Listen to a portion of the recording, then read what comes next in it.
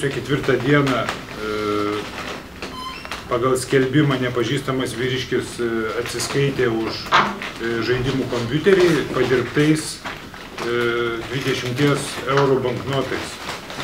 Jis pateikė 160 eurų ir išvažiavo. Kaip tas, kuriam sumokėjot, suprato, kad eurai yra padirbti? Tai vaikinas nuėjęs kitur išsikeisti, jos pirko kitą daiktą ir kitas pardavėjas pasakė, kad tai yra netikri eurai. Ir jam kilus įtarimui, jis atėjo ir tai paaiškėjo. Pats 20 hologramos keitimasis. Judinant. Numeris yra tie patys. 20.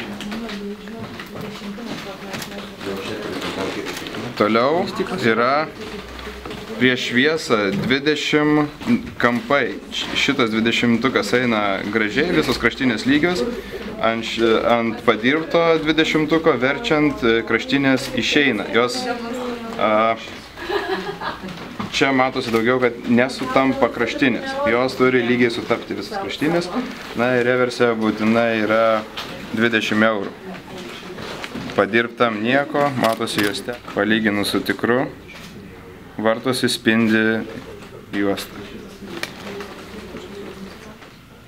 Tai dreba rankos ir nefokusuoja pas mane. Tai tu atsizūmink visiškai.